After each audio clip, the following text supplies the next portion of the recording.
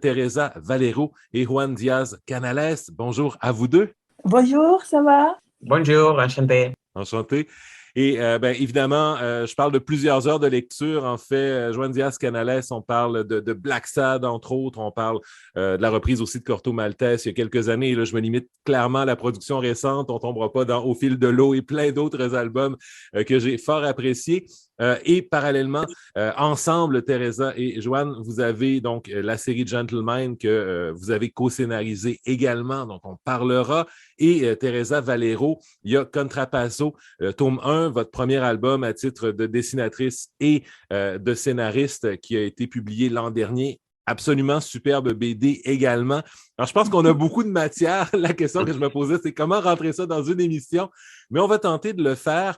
Et puisque j'ouvre la porte, tiens, sur Contrapasso, je proposerais qu'on commence, qu'on se lance avec celle-là. C'est peut-être une BD, en fait, j'espère qu'elle n'a pas passé inaperçue chez vous, chers auditeurs, auditrices. Bande dessinée absolument superbe qui nous place en plein cœur de l'Espagne de Franco, dans le contexte d'un polar historique, qu'on pourrait dire, ou presque d'une BD historique aussi à certains égards.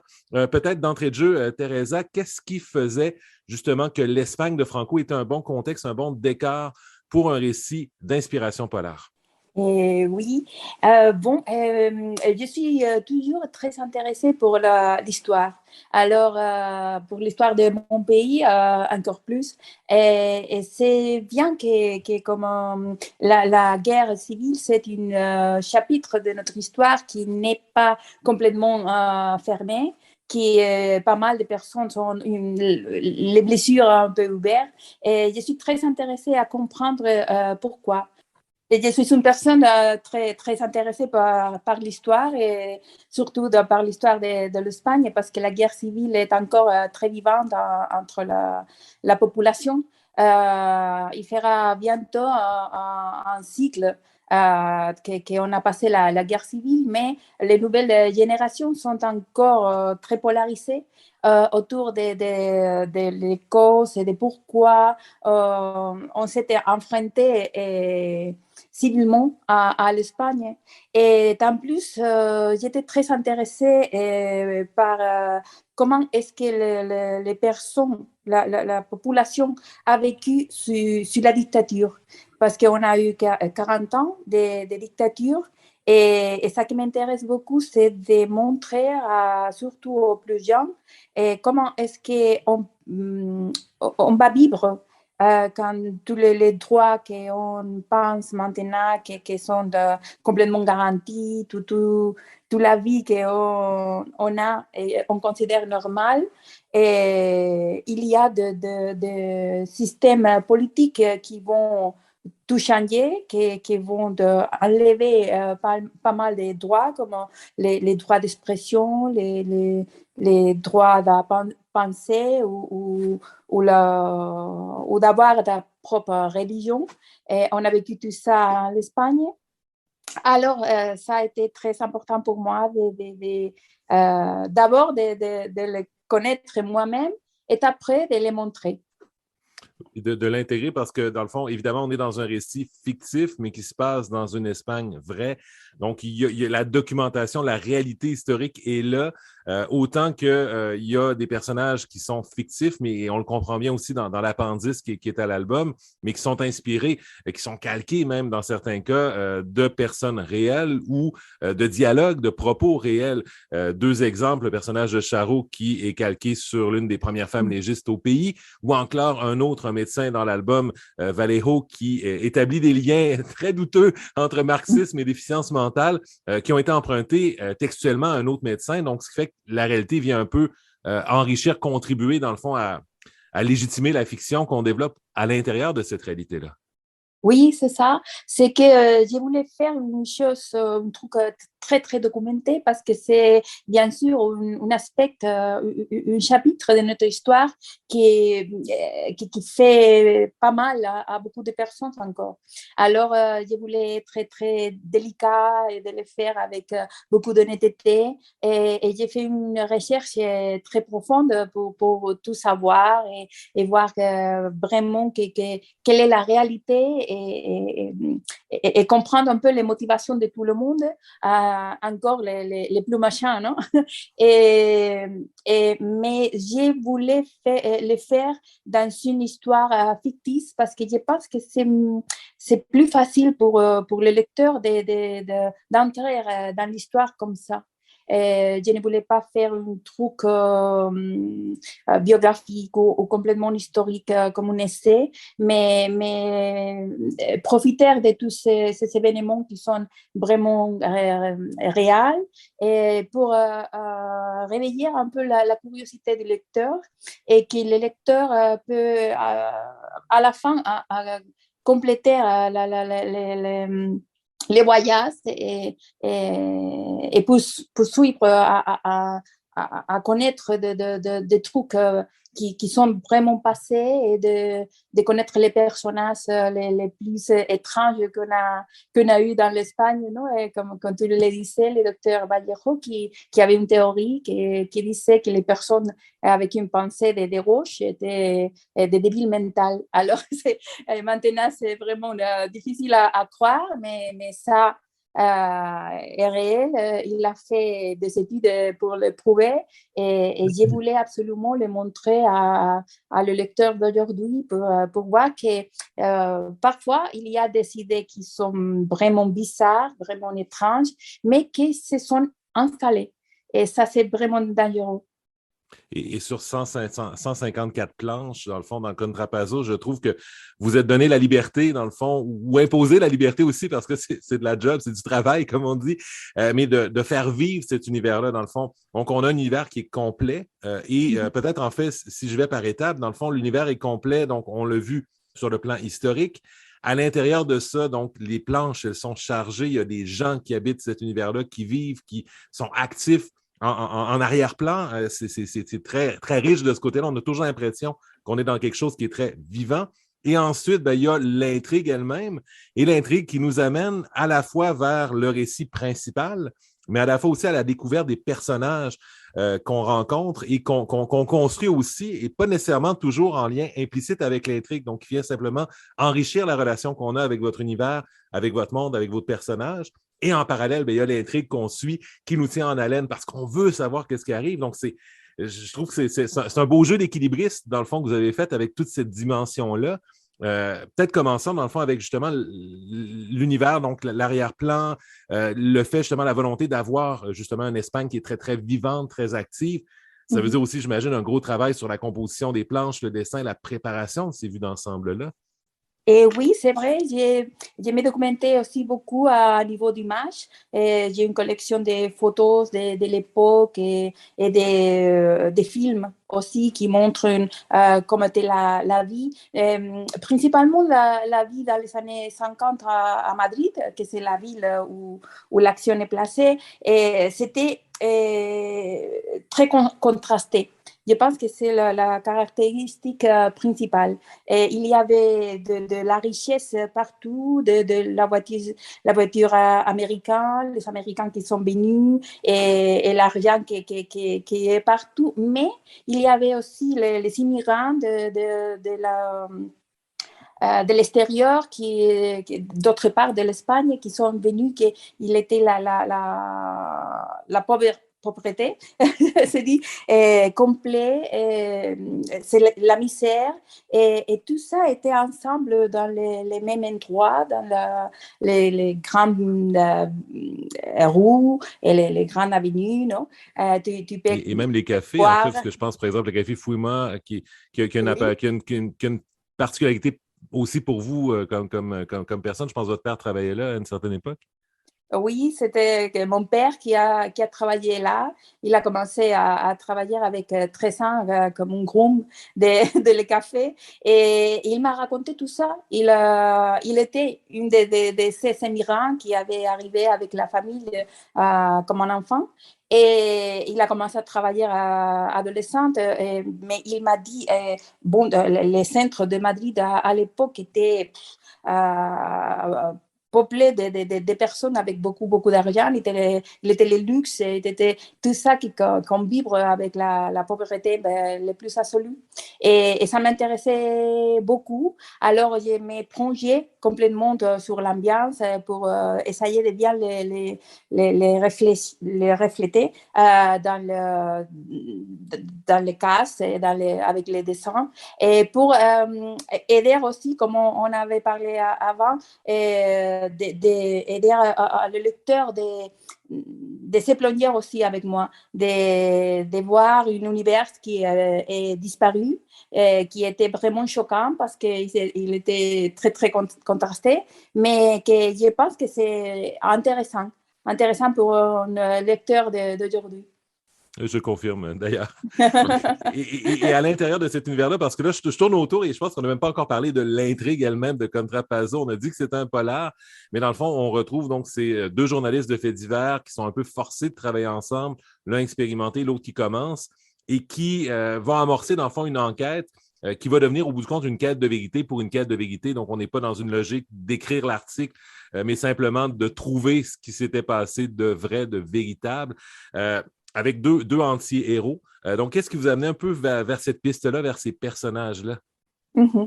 Bon, il y avait une journal de faits divers à l'Espagne dans les années 50 qui était très fameux, qui s'appelait Les Casos. Et bon, et normalement, ça a été très populaire et ils sont échappés un peu à la censure à travers de faits divers. Alors, mon première idée était de raconter l'histoire de ce journal-là, et parce qu'il était vraiment intéressant. J'ai connu quelques journalistes qui sont maintenant très anciens et qui m'ont expliqué comment ils ont fait son travail à l'époque, et il était vraiment fascinant. Mais c'est vrai que quand j'ai commencé à développer l'histoire pour la BD, il a commencé en même temps à la télévision espagnole une série qui racontait toute l'histoire de ce journal exactement. Alors, je me dis, bon, je vais continuer en faisant une histoire de fiction, mais je ne vais pas perdre la puissance des journalistes qui, à travers les faits divers, ils sont forcés à trouver la vérité des cas et les communiquer à la population malgré la censure. Et c'est comme ça que j'ai commencé à développer l'histoire d'une autre façon. Et j'ai créé les personnages d'essence et les noirs qui sont si différents, mais ils sont forcés à travailler ensemble parce qu'ils sont unis par la volonté de découvrir la vérité et de les raconter. Alors, bon, je suis satisfaite. Au début, ça a été frustrant, mais à la fin, je pense que ça a été mieux. Et j'ai développé une histoire un peu plus originale qui est bien. Je suis satisfaite. Oui, on fait une histoire qui les amène à enquêter. Bon, au départ, en fait, on a l'impression qu'on va démarrer sur une histoire de tueur en série, potentiellement, mais en même temps, on peut même pas parler de tueur en série non plus. Donc, on campe rapidement l'Espagne de Franco et la censure en disant, mais il y en a pas sous Franco, ça n'existe pas, donc on peut pas en parler.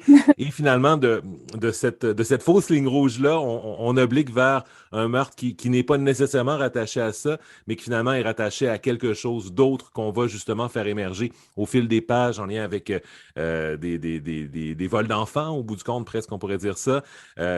Donc, encore là, j'imagine un peu le démarrage comme ça nous permet de placer beaucoup d'éléments et ensuite, ben, dans le fond, de se replonger un peu dans l'enquête, mais qui nous permet aussi d'aborder de front les questions de droit dont vous parliez tout à l'heure. Donc, quand on parlait de droits des femmes, quand on parlait de droits fondamentaux, ben, au bout du compte, le choix que vous avez fait vous amène clairement à pouvoir nous confronter à ça tout en menant cette quête de vérité-là avec vos personnages sur ce qui s'est passé dans le cas du récit que vous mettez de l'avant. Oui, je suis très contente de t'écouter parler comme ça parce que c'était exactement ça que je voulais faire. Non? Et bon, oui, je pense que commencer comme avec une case qui sans étudier pendant 20 ans et qui n'est pas résolue parce que normalement les pouvoirs ne les laissent pas faire de recherche et à la police non plus. Oui, ça me permet de mettre toute l'ambiance de le montrer, de montrer comment les règles de cet univers qui est régulé par une censure très très forte. Et alors, les nouvelles cases, les cases de l'infirmière qui apparaît morte. Et ça va me permettre de raconter vraiment les aspects les plus sordides de la dictature, l'abus de pouvoir, comment est-ce qu'ils sont exercer les pouvoirs sur les femmes et surtout sur les enfants avec les bols des enfants des personnes de roches ou des personnes pauvres, non? Pour le donner à des familles de régime. Ça qui est une question très, très, très dure pour quelques personnes à l'Espagne aujourd'hui. Il y a des associations qui essayent de contacter les enfants avec les mères ou les pères perdus, non? Et bon, je voulais absolument montrer ça. Et je pense que les cas de l'assassinat va me permettre, c'est le fil rouge on peut utiliser pour découvrir tout ça, que pour moi, c'est plus effrayant que l'assassinat même. Oui, puis on dirait, puis là, j'interpelle aussi Joan Diaz Canales dans tout ça parce que j'ai l'impression, puis je faisais, on fait des parallèles puisque vous êtes les deux avec moi, mais dans l'univers, par exemple, de Black Sad, autant aussi que dans Gentleman, au bout du compte, le moteur du polar me semble extrêmement riche parce qu'il vient ou il est servi par le social, parce qu'il reflète des réalités, des enjeux sociaux, parce qu'il est justifié ou motivé aussi en partie par des enjeux sociaux. C'est quelque chose que je trouve qu'on retrouve aussi dans ces séries-là comme telles. Donc, est-ce qu'il y a une volonté justement d'assurer cette connexion-là, puis que cette connexion-là, j'imagine, vienne enrichir aussi la dynamique d'enquête, la dynamique de thriller qu'on retrouve par la suite à l'intérieur de vos albums? Oui, bon, on dit toujours que les polars, c'est un genre extrêmement, comment dire, extrêmement riche à ce niveau-là. Parce que d'un côté, effectivement, il est à présence des sujets sociaux que tu peux développer et que, par exemple, on a mis en avant dans les tout derniers Black Sad, les diptyques on vient de publier, les tomes 1. Et alors, tout tombe, on parlait d'un sujet social, on parlait de la différence entre les classes les plus riches à New York et les plus démunies qui travaillent sur les sous-sols, et voilà, voilà. Mais en même temps, les polars a cet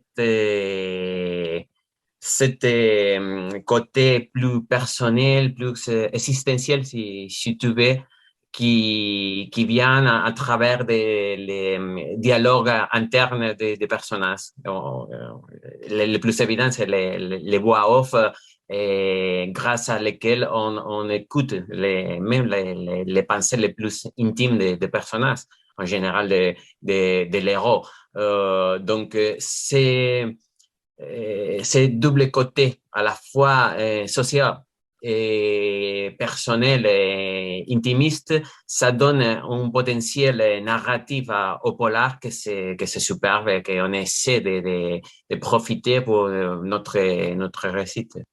Oui, puis même à la limite sur le plan visuel aussi, parce que quand on regarde le tome 6 de Black Sad notamment, il y a une verticalité qui, on dirait, New York appelle un peu à ça, donc avec les classes élevées qui sont en haut, les gratte-ciels, le profond. Donc, il y a quelque chose qui se met agréablement en exergue, je trouve, avec l'architecture quand on parle, quand on cherche à exemplifier, dans le fond, la lutte des classes ou à contextualiser cette lutte-là à l'imager.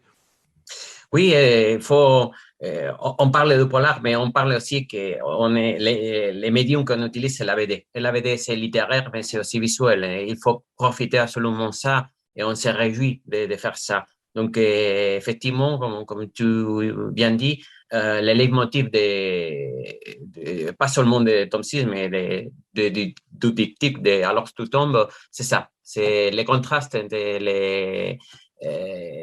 qu'on trouve en plus dans la grande ville représenté pour New York, et au moment donné, c'est plus un lieu mythologique qu'un lieu réel, où les plus riches bouchent dans les gratte-ciel et tout ça. Et il y a une partie de la population qui, même s'ils sont entournés de la richesse, de luxe, de tout ça, ne vont pas jamais arriver à avoir une chance. Donc, nous avons profité la présence de cet décor privilégié de New York, mais aussi le côté animalier qui nous apporte quelque chose. Les classes les plus élevées sont des oiseaux, donc ça tombe bien.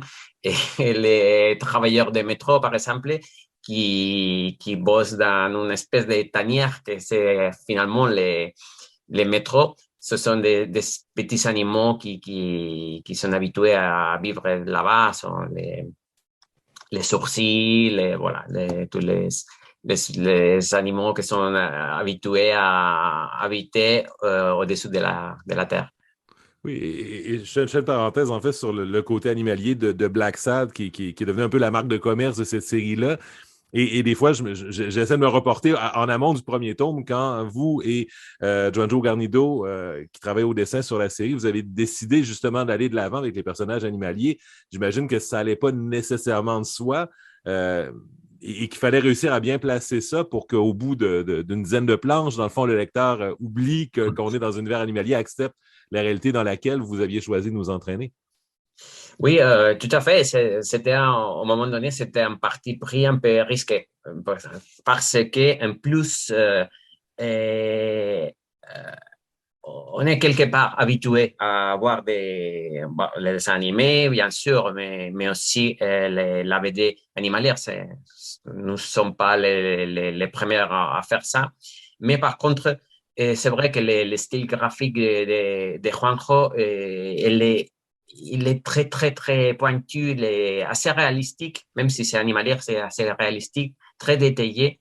Donc, il faut se faire ça d'une façon que le lecteur va être bien à l'aise avec ce mélange de réalité et fantasy. Et bon, heureusement, comme je dis, c'était risqué, mais ça a bien marché. Et je crois que ça a bien marché parce que au moment donné, on est tellement habitué à des histoires qui viennent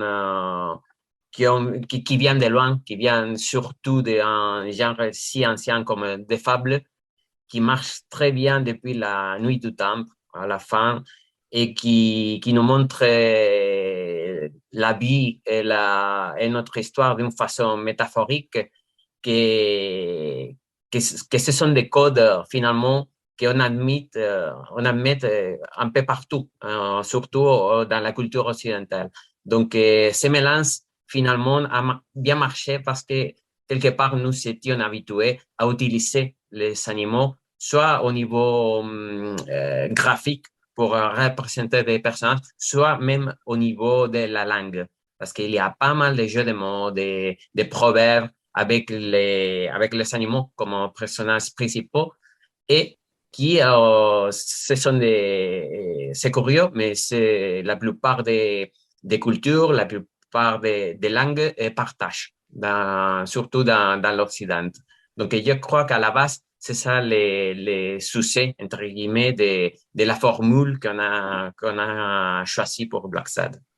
J'aime bien l'idée, en fait, l'idée que vous amenez de la fable, d'une fable polaire au bout du compte, parce qu'on nous ramène aussi à la fois donc l'animalier, à la fois les enjeux sociaux, à la fois le reflet, dans le fond, des réalités que vous choisissez de présenter le reflet qu'ils ont dans notre monde actuel aussi, parce que, je veux dire, on est, et c'est valide aussi pour Contrapasso également, mais sans l'aspect animalier, évidemment, parce qu'on est dans du pur réalisme, mais sur l'idée qu'on nous présente des réalités sous la forme du polar, mais qui ont des résonances encore aujourd'hui, qui font que le lecteur va aussi se positionner par rapport à la réalité du monde que vous nous partagez, dans le fond. Oui, et c'est pour ça que c'est pas non plus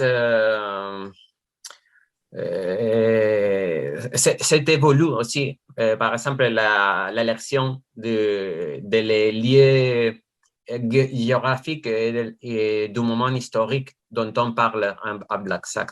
J'ai parlé avant de comment New York nous sert de façon presque mythologique. C'est plutôt en représentation de la ville en général. Parce que tout le monde connaît New York. Même si tu n'as jamais mis les pieds là-bas, on connaît grâce aux films, grâce même aux romans de toutes ces histoires qui se passent dans les polars américains et tout ça.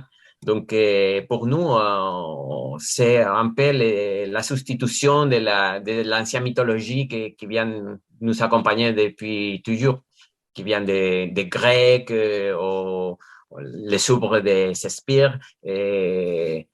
Cette histoire américaine, au moment donné, ça continue sa ligne. Donc, effectivement, on parle d'une histoire qui se passe après la Deuxième Guerre mondiale, dans un endroit que c'est pas européen et tout ça, mais qui c'est un reflet de l'histoire qui se passe aujourd'hui.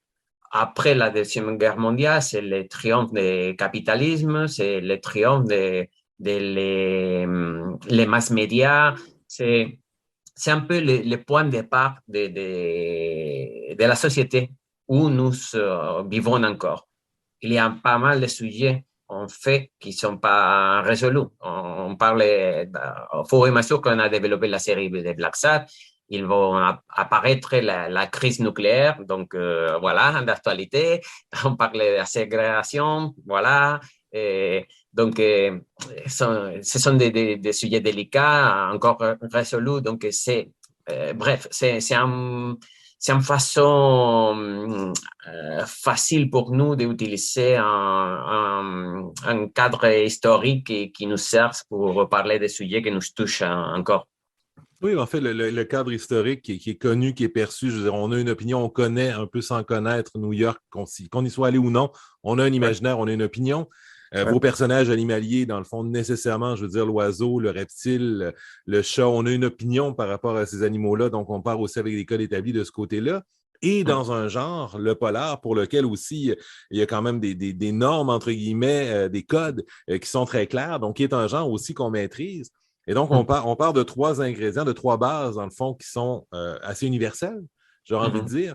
Puis après ça, qui vous donne, j'imagine, aussi une liberté, sachant qu'on s'accorde sur des bases.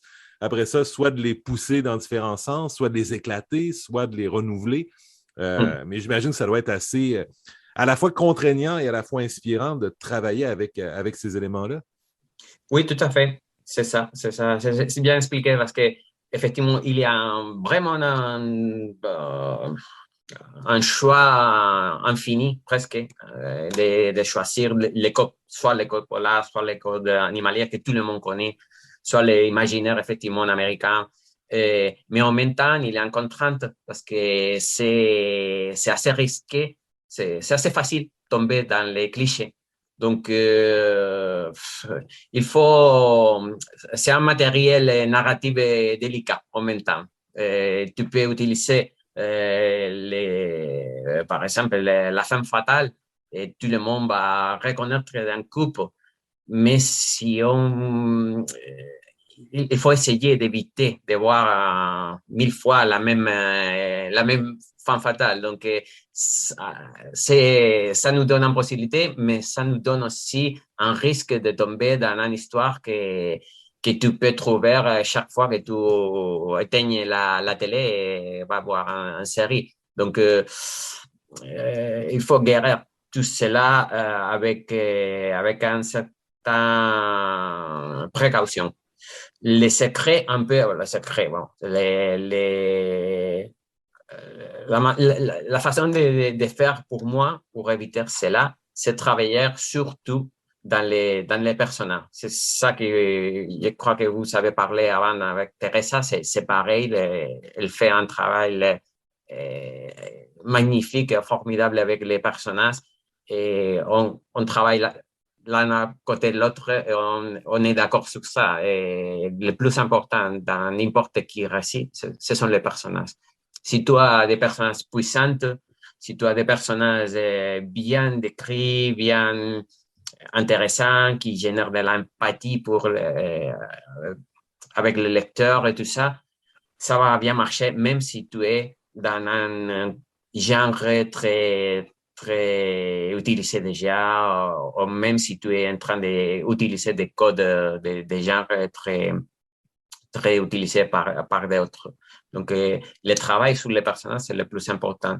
Et ça c'est pas évident. Il faut mettre beaucoup de travail sur cela. Je rappelle, enfin, on est toujours en compagnie de Joan Diaz Canales et Teresa Valero. On surfe un peu entre Black Sad, Contrapasso et d'autres titres. Et je pense qu'on comprend aussi qu'il y a quand même une certaine parenté dans la méthode, dans l'approche, dans la relation, j'ai l'impression, avec le polar, parce que les questions que je demandais en première moitié à Teresa, que j'aurais pu demander à l'identique ou presque à Joan Diaz, et à l'inverse également. Sur la force, l'importance des personnages, je pense que c'est là-dessus qu'on s'est laissé à la dernière question. Teresa, de votre côté, ça semble aussi être quelque chose que vous partagez, un instinct que vous partagez. Il faut avoir des personnages forts dans un univers fort pour que après ça puisse fonctionner, puis après ça, que le lecteur suive, dans le fond, dans une direction ou dans une autre. Et oui, pour moi, je pense que le plus important, ce sont les personnages. Et juste après, c'est l'ambiance sociale. Ça, c'est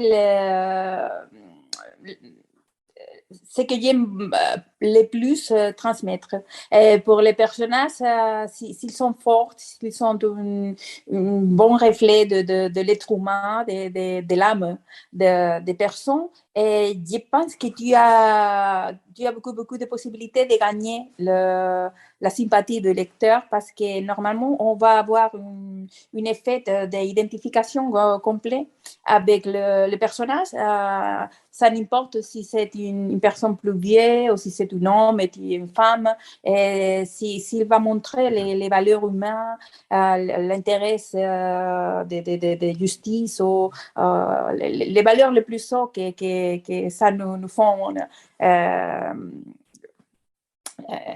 On lui donne de l'importance, ça nous inquiète. Je pense que ça va marcher, les récits complets, parce que ça qui va les arriver aux personnages, ça va t'inquiéter, tu seras... tu vas suivre avec ton cœur. Alors, oui, pour moi, c'est ça. Et après, de faire une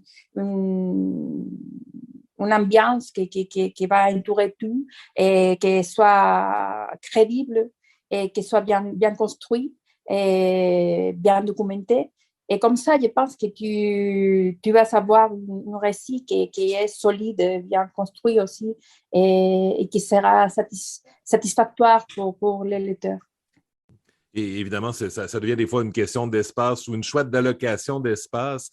Si on prend par exemple l'Axad, le tome 6, on le met en deux tomes. C'est un difficile, je pense que c'est pas arrivé souvent dans l'histoire de la série qu'on s'est donné deux tomes, mais ça permet justement de développer, je pense à Weekly par exemple. Donc, on lui donne un peu plus d'importance, on donne plus de place.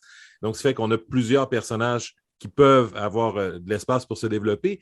Et autant que les personnes, on parle de Solomon, on pourrait parler d'autres personnages aussi dans Contrapasso, mais il faut que les vilains aussi, entre guillemets, aient de l'espace aussi pour se développer, qu'on ait une opinion, qui ait une richesse aussi, parce que si c'est juste un ressort scénaristique, il n'y a pas d'intérêt comme personnage non plus. Donc, c'est pas juste les anti-héros ou les héros, c'est pas juste les gens qui les entourent, mais c'est aussi les gens auxquels ils s'opposent qu'il faut se donner de la place pour les développer, les enrichir. Et oui, complètement. Oui, je suis d'accord et je pense que Juan aussi. Je le laisse parler. Non, tout à fait. la BD, c'est un médium si condensé qu'effectivement, pour développer un petit peu un personnage, ça devient parfois compliqué. Nous avons eu parfois du mal avec Black Sat parce que déjà une enquête policière dans 54 planches, c'est compliqué. Notamment avec les découpages qu'utilise Juanjo, que c'est assez visuel, avec parfois des planches qui sont muettes, qui n'ont pas de dialogue, ou des planches avec un seul casse. Donc, c'est pour ça qu'on a choisi de développer un peu plus cette histoire dans un diptyque. C'est la première fois qu'on va raconter une histoire, une enquête de Black Sat qui nous va prendre plus d'une centaine de planches. Donc, ça nous permet effectivement de développer un personnage comme Weekly, comme tu viens dit, qui jusqu'à aujourd'hui n'était presque qu'un sidekick de Black Sat, et que grâce à les formats diptyques, on a pu développer plus, lui donner lui-même un trame dans l'histoire. On va voir finalement Weekly qui n'est pas du tout un assistant de Black Sat, mais un reporter, un journaliste à temps complet. Donc, voilà, on est content finalement d'avoir choisi cet format, même si c'est un peu frustrant d'avoir un cliffhanger à la fin du tome 6, mais on se dit très souvent que c'est frustrant et en même temps, c'est de la joie parce que c'est un promis, c'est une promesse. C'est une promesse de qu'on va revenir très tôt. Oui, surtout après 6 ans, sincèrement, on était prêt à en recevoir pour la peine. Et je fais la parenthèse qu'avec Weekly et autant avec Contrapasso, l'univers médiatique reste quand même présent aussi comme ancrage de vos scénarios. Et j'aurais envie de faire un clin d'œil aussi à Gentle Minds, ce qui se passe aussi dans la sphère médiatique. Est-ce que, parce qu'on parlait de thématiques à caractère social, donc le fait d'avoir un journaliste dans les parages ou de s'ancrer un peu dans les pratiques médiatiques, j'imagine que ça offre la possibilité justement d'aller explorer différentes thématiques à caractère social, d'intégrer de manière assez naturelle dans les récits les enjeux sociaux dont on parle depuis tout à l'heure. Et oui, c'est vrai, c'est que j'aime, et je pense que Juan l'aime beaucoup aussi, c'est de raconter des histoires de bons professionnels, des personnes qui, à travers le travail, ils vont faire des choses qui sont bonnes pour la société, bonnes pour l'entourage, et qu'ils vont se réaliser comme des êtres humains aussi, qu'ils vont se connaître mieux, ils vont développer comme un être humain plus parfait. Et en plus, pour une histoire, pour le scénario, pour l'enquête ou pour les conflits ou tout ça, et ça va enrichir tout l'ensemble aussi. Et alors, oui, pour nous, je pense qu'on va choisir d'une façon naturelle l'occupation de personnages pour placer le récit à chaque fois. Non? Et pas seulement la ville, pas seulement les pays, l'époque, mais aussi quelle est l'occupation principale des personnages et son relation à travers la profession avec le monde réel et pour développer l'histoire finalement. Et puis, effectivement, c'est vrai que c'est qu'on a choisi pas mal de fois, soit dans Contrapasso et Black Sat, grâce à Weekly et notamment sur Gentle Mind, les métiers de journalistes, on les mettrait en avance. Et c'est parce que il y a un côté des témoignages grâce à les journalistes qui nous donnent un regard un peu global de l'ensemble de la société, que c'est super intéressant. Si tu ne fais que raconter une histoire à travers d'un flic, par exemple, ou d'un privé. Et il y a ce côté toujours d'interprétation personnelle. Mais par contre, quand tu vas mis un journaliste, tu as un regard un peu dépouillé, un peu de préjudice et tout ça. Et c'est assez intéressant, surtout quand on parle des sujets sociaux.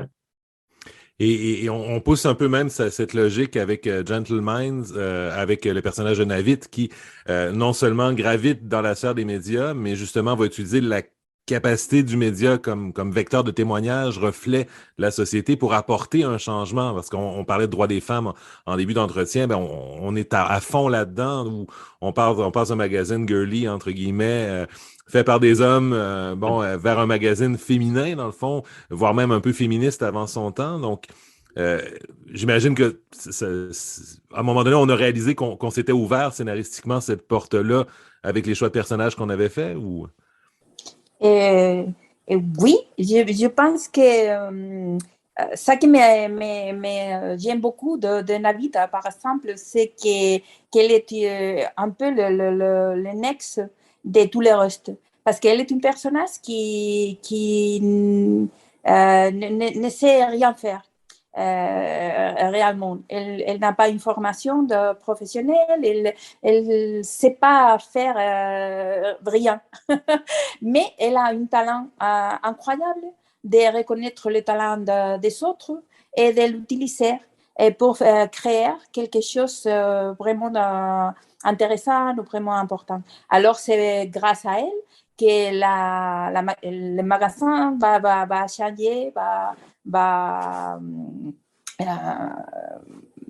devenir une publication vraiment de qualité qui va montrer toute l'actualité des États-Unis pendant 40 ans.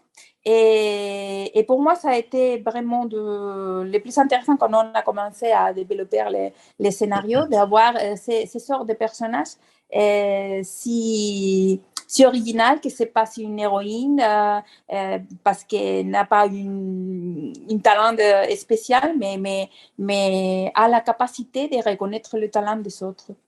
Et pour toi, Juan?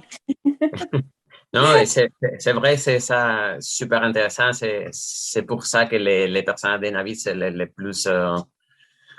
plus puissantes des Gentlemen. Et je trouve que le meilleur exemple de cela, c'est une idée géniale de Teresa qui, au moment donné, quand ils sont en train de trouver la façon de faire que les magazines soient intéressants, c'est elle qui a l'idée de demander aux femmes. Parce qu'il se dit, écoute, on est en train de faire un magazine pour des hommes. Qu'est-ce qu'ils aiment, les hommes? Et c'est elle qui dit, écoute, je ne sais rien faire, je ne sais écrire, mais je sais que pour savoir ce que les hommes aiment, il faut demander leurs femmes. Donc, voilà, c'est super intelligent de sa part. C'est vrai que c'est grâce à elle que toute l'histoire se développe. Et c'est une réflexion très, très malin, très intéressante. Oui, puis en fait, elle canalise, dans le fond, une histoire qui est quand même très dense aussi, là, je pense, juste en termes de... On va avec... Vous avez été côté scénario dans celui-là, je pense que c'est des pages, des fois, de 10 cases et plus, là, il se passe beaucoup de choses de manière très dense sur 2 tomes, mais Navit réussit peut-être un peu, ou à travers ce qui se passe chez elle, ça canalise un peu tout le reste, puis ça donne, dans le fond, le fil rouge clair, un peu, du scénario qui entraîne le reste à sa renverse. Il y a plein de choses qui se passent, mais en même temps, on suit. Puis avec le rythme et le reste, ben, on réussit autant dans Gentleman que dans les autres, dans le fond, à aller chercher beaucoup de matière. Et peut-être qu'on revient un peu avec le rythme du polar. Dans le fond, c'est que le polar impose un rythme, une vitesse, une vélocité, une direction pour le lecteur, dans la mesure où il est bien encadré avec un bon personnage fort ou des bons personnages forts. Et après ça, dans le fond, je veux dire, dans les 3 albums dont on parle depuis tantôt, il y a beaucoup de choses, il y a beaucoup de matière, il y a beaucoup de matériel. mais ça passe de façon très, très, très fluide. Est-ce que c'est un peu le rythme du polar, dans le fond, aussi, qui permet ça, qui est un peu l'ingrédient qui permet de lier tout ça? J'imagine, mais en tout cas, c'est assez compliqué, hein. On est bien conscients, je crois, Teresa et moi, que notre scénario, en général, sont, et notamment celle des Gentlemen, sont assez denses. Donc, il faut trouver un équilibre, effectivement, dans cette densité, dans sa quantité de sujets à traiter, des personnages qui ont mis en scène. Même Gentleman, à la fin, c'est un roman fleuve, donc qui se passe pendant des années. On va voir évoluer les personnages dans différentes décennies. Il y a toute la question de l'évolution en parallèle des magazines en général, hein, aux États-Unis. C'est une espèce de Mad Men de la BD. Finalement. Donc, il faut trouver un équilibre, effectivement, pour ne pas perdre les lecteurs. Les structures polaires, ça aide beaucoup, mais à un moment donné, Gentleman n'est pas tellement un polar. C'est un peu différent, mais le fil rouge, effectivement, c'est Navit. Et finalement, c'est pour ça, et on revient à la question antérieure, que c'est super important d'avoir un personnage qui soit fort. Avec Navit, on a créé, je crois, un personnage où le lecteur veut vraiment savoir qu'est-ce qui se passe. C'est quoi les pas suivantes? C'est quoi son prochain amour? C'est quoi son prochain envie de faire après la mort de son premier mari? C'est quoi?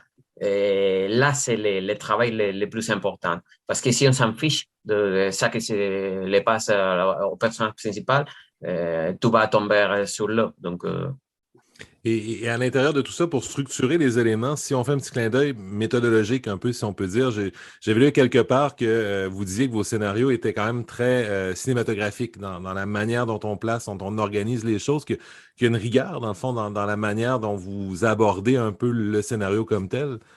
Oui, je pense que ça a quelque chose à voir avec notre formation comme des artistes d'animation.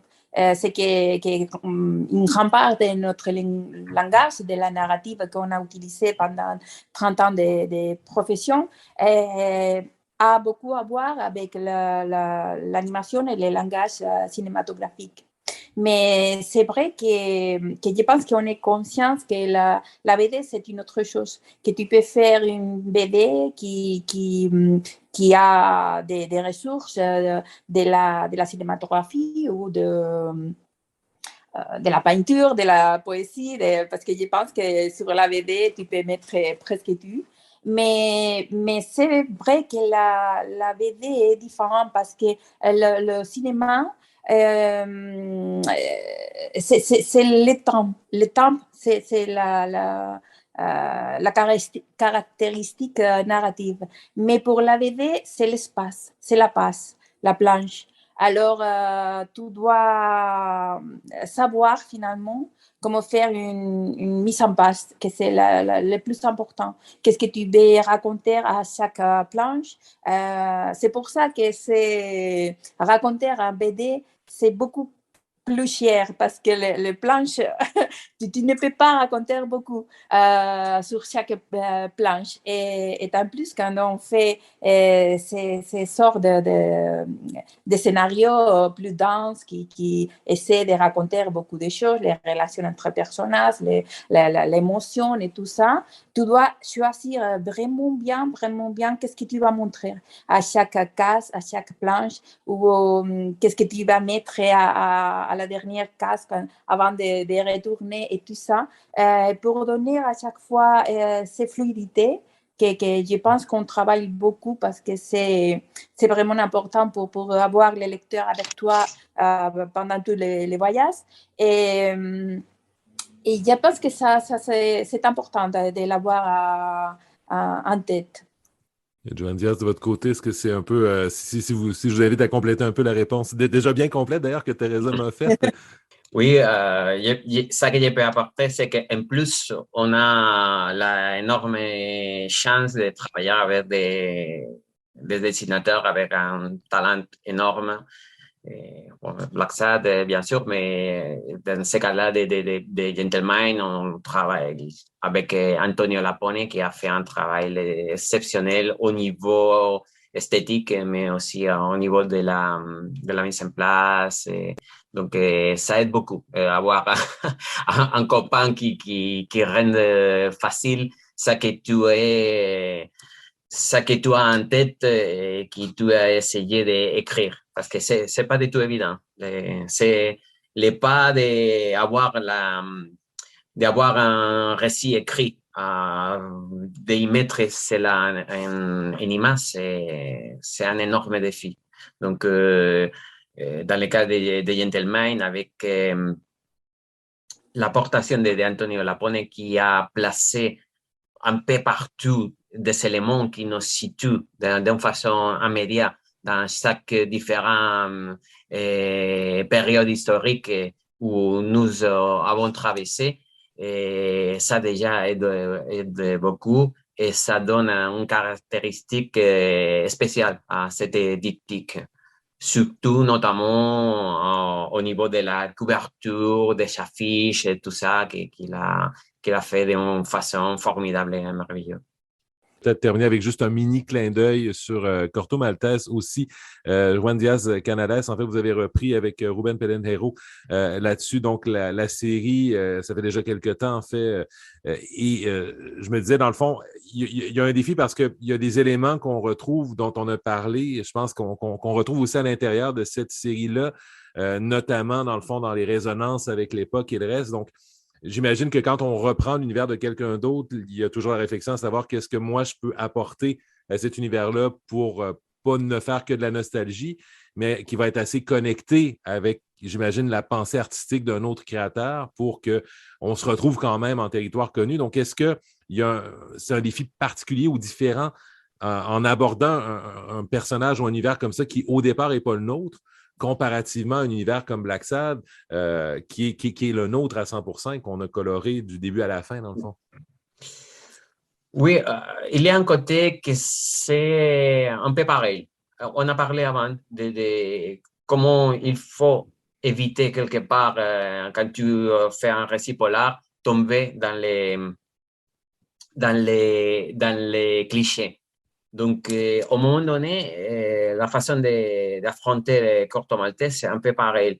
Dans ces cas-là, c'est pas tomber dans les clichés, mais c'est sur les codes qu'on connaît un peu par cœur. C'est ça qu'on risque quand on fait quand on reprend un personnage tellement connu comme c'est le cas de Corto Maltese, c'est tomber dans la copie, dans les pastiches. Donc, effectivement, il faut rester un peu attentif. Et la façon de faire, surtout pour moi, ça a été de ne pas relire tous les albums de Corto, mais par contre, rester sur les souvenirs qu'il y avait de la lecture des histoires de Corto. C'est la façon que j'ai trouvé plus intéressante pour rester dans l'esprit et pas dans la lettre, on peut dire. Donc, quand je me suis mis à écrire les scénarios du premier tome qu'on a fait, Sous le soleil de minuit, j'ai commencé à relire tous les albums et j'ai arrêté parce que je me suis dit, écoute, je connais par cœur Corto Maltese. Je suis passionné depuis que j'étais adolescent. Donc, il faut rester dans mon souvenir, dans les émotions que la lecture de Corto Maltese m'a provoqué. Donc, tout cela mélangé avec effectivement notre propre façon de faire, la façon de faire, de raconter des histoires de Ruben et la mienne, qui c'est complètement différent à celle d'Europrat, fait que chaque fois qu'on raconte une histoire de Corto, il y a l'esprit du personnage, il y a l'esprit de l'univers de Corto Maltese, mais il y a aussi quelque part notre présence comme professionnel que finalement on est en train de faire de la BD. Moi, pendant 20 ans, mais dans le cas de Ruben, il est dans le monde de la BD depuis les années 70. Donc, voilà, tu peux imaginer que toute cette expérience va être d'une façon évidente dans notre travail. Et cette mélange fait que les sacs aventures de Corto soient quelque part original. Alors, je rappelle, dans le fond, on s'entretenait au fil de la dernière heure avec Juan Diaz Canales et Teresa Valero. Donc, on a principalement parlé, je vous rappelle, les 3 titres. Black Sad, évidemment, tome 6 qui est sorti l'an dernier. La deuxième partie du tome 6 qui s'en vient un peu plus tard également. On a fait des clins d'œil au diptyque Gentle Mind que Teresa et Juan ont fait avec donc Antonio Lapone. Et on a également parlé de Contrapasso, le tome 1, Les enfants des autres, qui a été publié également tout récemment. Il y a un tome 2 qui est en travail également. Donc, on aura l'occasion de suivre ces multiples univers. Teresa, Juan, merci beaucoup pour cette heure passée avec nous. Merci beaucoup à vous. Ça a été un vrai plaisir. Merci. Merci et à une prochaine fois, j'espère.